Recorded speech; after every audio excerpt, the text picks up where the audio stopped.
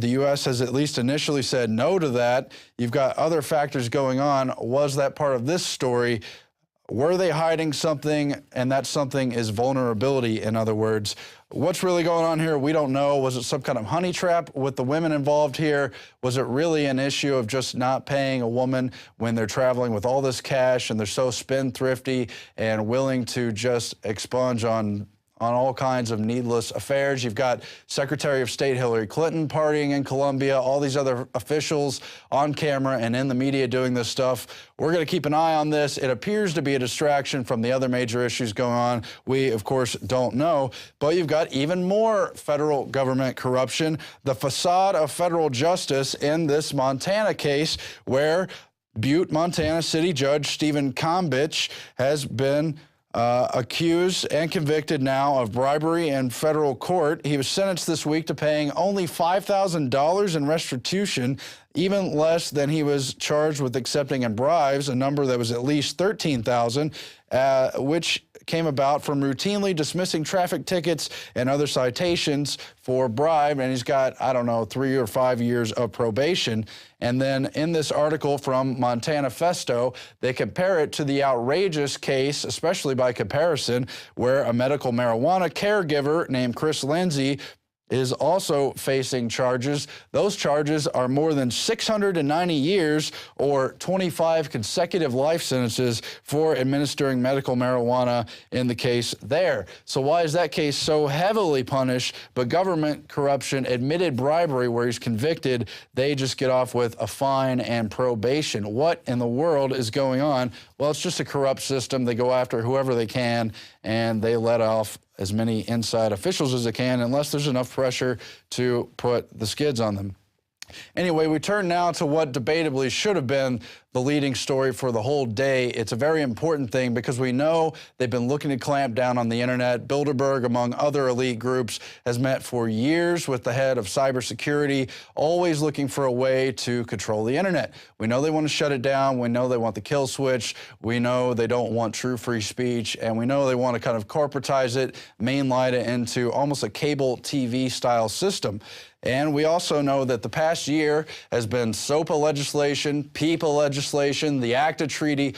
All of those have been heavily criticized by a number of prominent people online, some of the biggest companies, in fact, and all the hacker communities, whether they're good, bad, or indifferent, all the protest communities, all kinds of tech blogs, and on and on. The internet has clearly been against these treaties, but they're not going to back down. They continue to try to push new legislation, and the newest is CISPA.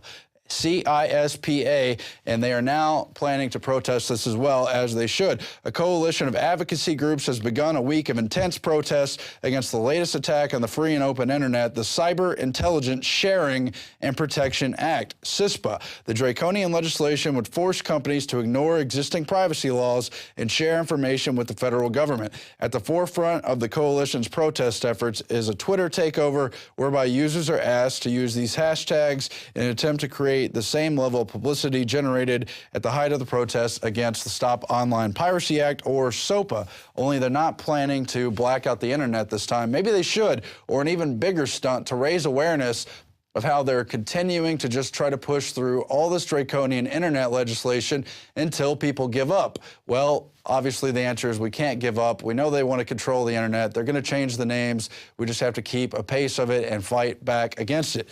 Just something we're going to keep an eye on. But Alex has again filed a report fresh for today. Here it is, hitting the most important issues on the CISPA, the latest aspect of internet takeover.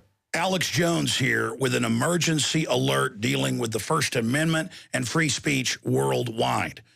You know that in communist China and in many other countries, they are setting up internet IDs, internet taxation systems, internet blacklist. And Microsoft and other big U.S. companies like Yahoo and others have actually aided and abetted the communist Chinese and other authoritarian countries in setting up these surveillance grids, as well as these systems that they use to blockade information or firewalls.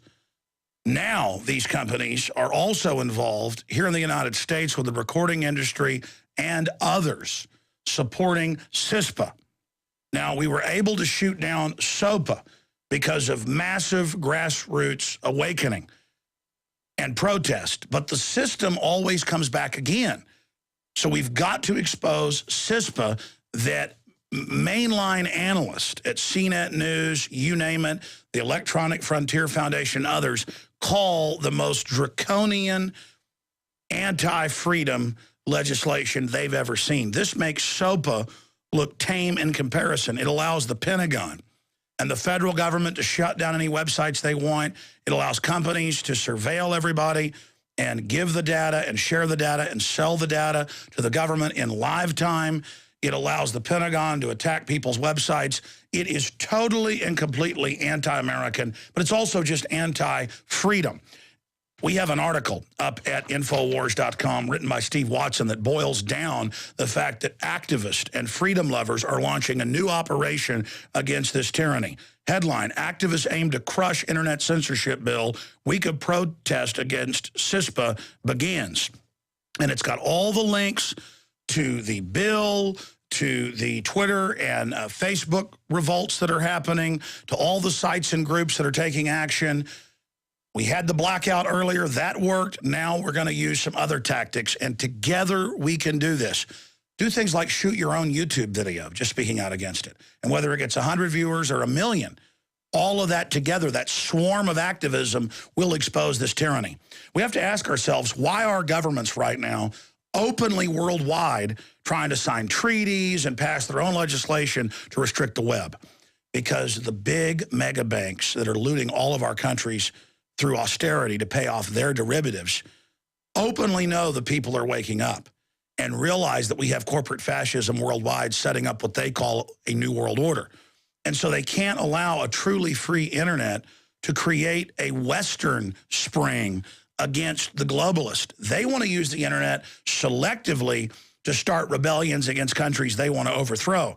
They don't want the people to peacefully use it to expose what they're doing. I saw numbers just last week where record low viewership for TV and cable television, record increase for alternative media online. Look at what we're doing with INFOWARS.com, the nightly news. Look what countless others are doing with their blogs and news organizations engaging in real research. So there is a threat that the system is desperate to basically quell, the threat of liberty, of true diversity of ideas. The system sees freedom as a threat, and that's why there's a perfect storm of dinosaur corporate whore media that can't compete with free media and government that can't compete with free media coming together to try to sell the end of the free internet as we know it. If we beat this, they'll come back again. But that's what's fun about this. It's not, oh, gosh, they came back. It's, hey, we beat them. Now they're coming back for another fight. Good. We have to make this the sporting event of our times, fighting for liberty, not going and watching a football game and getting drunk. We have to understand it's fun to be involved. It's fun to be informed.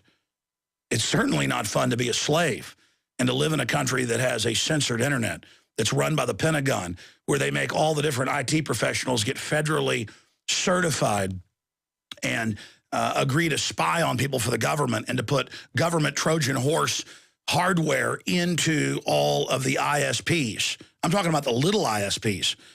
Just a few weeks ago, we saw the CIA director come out and say, hey, we are spying on everybody through their appliances. Ha, ha, ha, when you buy a cell phone or a new washer or dryer, it's got tech built into it that the smart meters dial into, and we listen to you.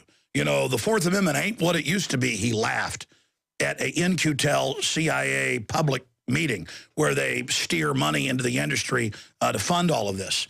They're trying to just bring censorship out in the open and admitting it's an end to the Fourth Amendment and privacy, admitting it's an end to due process, admitting they'll just shut your site down or take it over if they want, or spy on you, or have the Pentagon attack your site if they don't agree with your information.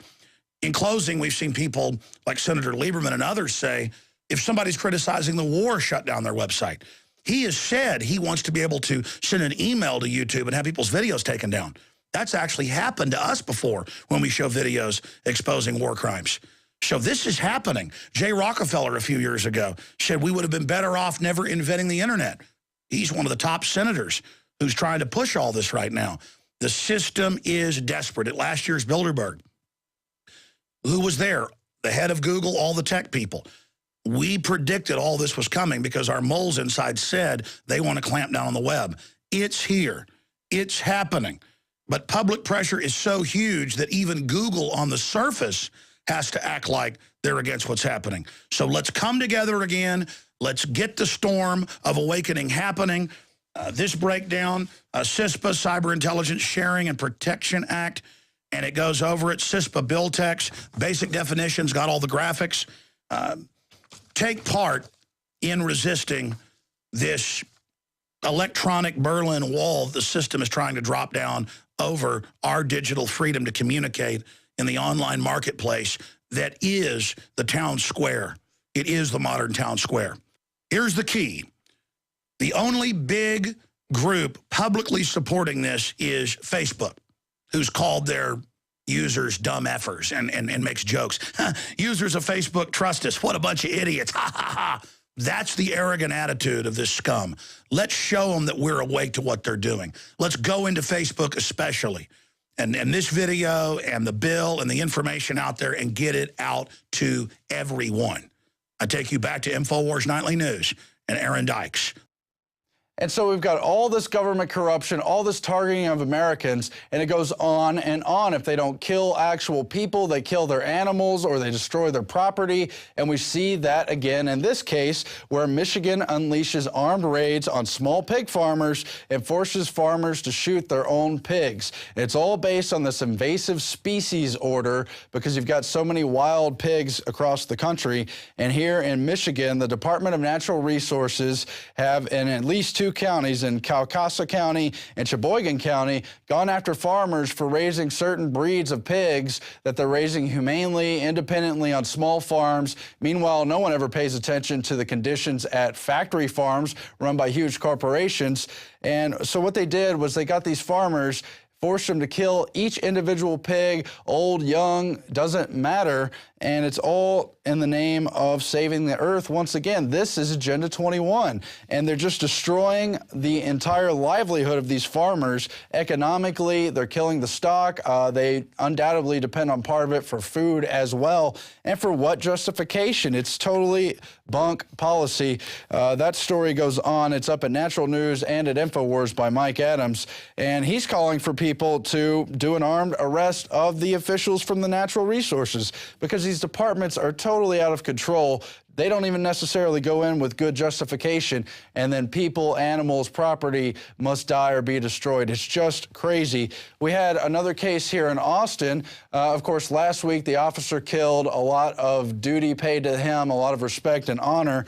Yet this week, a cop shows up to the wrong house and kills a man's dog because he's responding to a domestic dispute that's not even going on at that property. Michael Paxton said his dog Cisco came in from the backyard where they were playing Frisbee.